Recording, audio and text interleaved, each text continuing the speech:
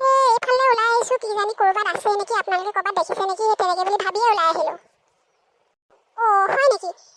অনিলক এইবোৰত নাই দেখা, আমাৰ এইফালেতো অহা নাই। মোৰ যে বৰ চিন্তা লাগি আছে অ' বাইদেউ। এইকেইদিন যিহে পিছৰ ভূতৰ উৎপাত। কালি আমাৰ ঘৰত বৰ ডাঙৰ ঘটনা এটা হ'ল নহয়। বাইদেউ আপোনালোকে শুনিছেনে? কি ঘটনা? নাই শুনা, মইতো একো শুনা নাই। কালি আকৌ সেই গধূলিখিনি সময়ত মই ঘৰত অকলে আছিলোঁ, ছোৱালীজনী সেই দোকান ফালে ওলাই গৈছিলে। আইঅ' যিখন হে হ'ল। হয়নে? কি হ'ল বাৰু? খিৰিকী ফালেদি সোমাই আহিলে নহয় লেংটা ভূত এটা। আচৰিত। ভূতটোৱে কথাও কয়।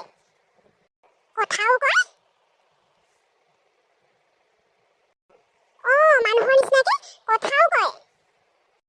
মোৰ লগত ভূতটোৱে বহুত দেৰি কথা পাতিলে। কি বুলি কথা পাতিলেনো? সি বোলে আগৰ জনমত মানুহে আছিলে, আগতে বোলে আমাৰ নিচিনা মানুহে আছে। তাৰপাছত সি বোলে খুব চুলাই খায় হেনো তাৰ বোলে কিডনী বেয়া হ'ল, লিভাৰ বেয়া হ'ল, তাৰপাছত মৰি থাকিলে। মৰাৰ পাছত জমে লৈ গ'ল হেনো আকৌ তাক আধা ৰাস্তাতে এৰি দিলে। সি বোলে বিয়া পতা নাছিলে, সেইকাৰণে তাক জমপুৰিলৈকে লৈ নগৈ পেলাই আধা ৰাস্তাত ঘূৰাই দিলে। সি বোলে এতিয়া সেই অনাই বনাই ৰাস্তাই এনেকৈ য'তে ত'তে ঘূৰি ফুৰে। হয়নে? মোক আকৌ সেই ভূতটোৱে চুলাই এগিলাচ খুজিছে নহয়। মই ক'লো আমাৰ ঘৰত মই বোলো চুলাই নবনাওঁ নহয়, মোৰ ঘৰত চুলাই নাই। পইচাকে দি দিলোঁ 20 টকা এটা, এগিলাচ খাই ল'ব বোলো। তাৰপিছত গ'লগৈ আৰু। পইচাটো যেতিয়া দি দিলোঁ এনেই ভাল পালে নহয় ভূতটোৱে, বোলে thank you, good night, bye bye, তেনেকৈ কৈ থৈ গৈছে আকৌ। এইটোতো বাদেই, আৰু এটা কালি বৰ ডাঙৰ ঘটনা হৈ গ'ল হেল্ল'। মোৰ যে কথাষাৰ মনত পৰিলে যিহেতু ধপধপাই কৰে। কালি ছোৱালীকেইজনী যেনে তেনে বাচি আহিলে আৰু।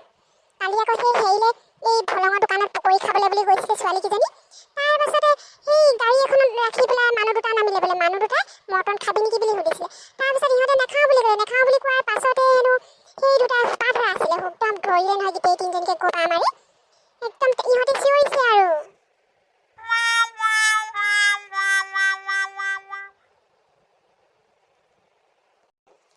তাৰপাছত আৰু কি হ'ল? এইখিনি সময়তে ধনিয়া মূৰা বোলে লাখুটি জোকাৰি আহি আছিলে।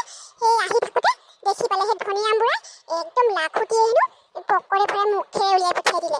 তাৰপাছত সেইকেইটা পলালে, গ'ল গাড়ী চলাই। কালি সেই যেনে তেনে ছোৱালীকেইজনী প্ৰাণ ৰক্ষা কৰিলে আৰু ধনিয়া মূৰাই। হয়নে? এইকেইদিন সেই গাঁওখনত সঁচাকৈ বৰ ভয় লগা ঘটনাবোৰ ঘটি আছে। এইকেইদিন কোনো কলৈকে ওলাবই নোৱাৰি আৰু যিহে চলি আছে। নোলাবা এইকেইদিন মুঠতে ঘৰৰ ভিতৰতে সোমাই থাকিবা।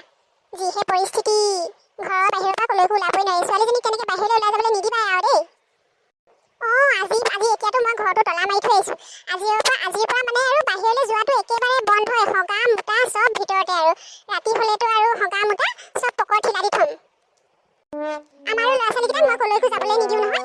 দিনতে কিমান হাগি মুতি ল ৰাতি হোৱাৰ লগে লগে বন্ধ আৰু। দৰ্জা বন্ধ, হগা মোটা চব বন্ধ, চব ভিতৰতে থাক। হৰা-চলি আছে নেকি? হৰা-চলি? হয়তো হৰা-চলি বেপাৰী আহিছে হপাই দেই। এইবোৰ আকৌ মাতিবলৈও ভয় লাগে নহয়। এইবোৰে আকৌ মনে মনে বেয়া কাম কৰি দিয়ে। এইবোৰৰ পৰা সদায় সাৱধান থাকিব লাগে। বাইদেউ হৰা-চলি আছে নেকি? হৰা-চলি বিচাৰিছোঁ। এইটো সোমাই আহিলে দেখোন। হৰা-চলি অলপ আছে, পিছে হৰা-চলি দিলে কি দিবি? বাইদেউ কি চিন্তা কৰিছে? আপুনি হৰা-চলি দিলে আপোনাক বহুত কিবা কিবি দি যাম। মই লৈ আনিছোঁ। এইখিনি হৰা-চলি ল। এতিয়া মোক বহুত কিবা কিবি বস্তু দিব লাগিব। বাইদেউ আপোনালোকৰ সোণৰ খাৰু, সোণৰ কাণফুলি আছে নেকি চাফা কৰিবলৈ? আছে যদি দি দিব পাৰে। মই একেবাৰে কম পইচাতে চাফা কৰি দিম। এইটো লওক বাইদেউ, আপোনাৰ চুলিৰ মূল্য এইটো পাইছে আপুনি। হ'ব দিয়া। মই এতিয়া সোণৰ গহনাকেইটা লৈ আনিছোঁ দেই। মোৰ এই গহনাকেইটা চাফা কৰি দিয়া। মজা মজা। বাইদেউ মই এতিয়াই চাফা কৰি আছোঁ। নিয়া বাইদেউ, বহুত সময় হ'ল, মই গৈ থাকোঁ দেই। যোৱা। মোৰ আৰু খাৰু দুযোৰ আছে, মই লৈ আনিছোঁ দেই। মজা মজা। মই এই চেগতে পটাককৈ সলনি কৰি লওঁ, টেপত ভৰাই লওঁ। কাম কৰিয়ে ল'লোঁ, মজা। আজি মোৰ বহুত টকা ইনকম হৈ গ'ল। এই খাৰুযোৰ মোক চাফা কৰি দিয়া। এইটো লওক বাইদেউ, এইটো আপোনাৰ গহনা। এয়া চব একদম চিকচিকীয়া হৈ গ'ল, ধুনীয়া হৈ গ'ল। অলপ ধুনীয়া হ'ল বাৰু। এইযোৰ খাৰুযোৰ লওক। খাৰুযোৰ পটককৈ চাফাই কৰি দিলোঁ। আপোনাৰ খাৰু চব একেবাৰে চিকচিকীয়া হৈ গ'ল। কেই টকা দিব লাগিব এতিয়া তোক?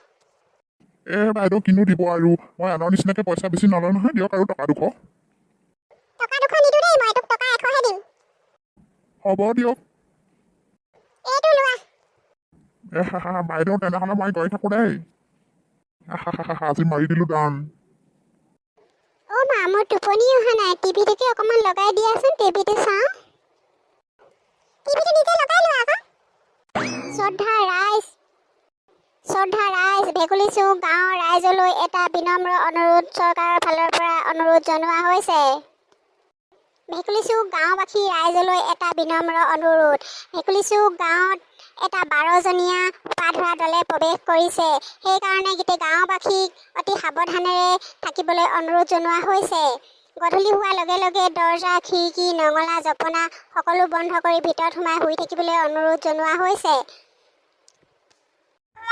ঐ মা শুনিছা নিউজ লাইভ চাইছোঁ অঁ শুনিছোঁ আজি নিউজ ইমানতে সমাপ্ত হৈছে আজি ভিডিঅ'টো ইমানতে সমাপ্ত কৰা হৈছে আজিলৈ গুড নাইট বাই বাই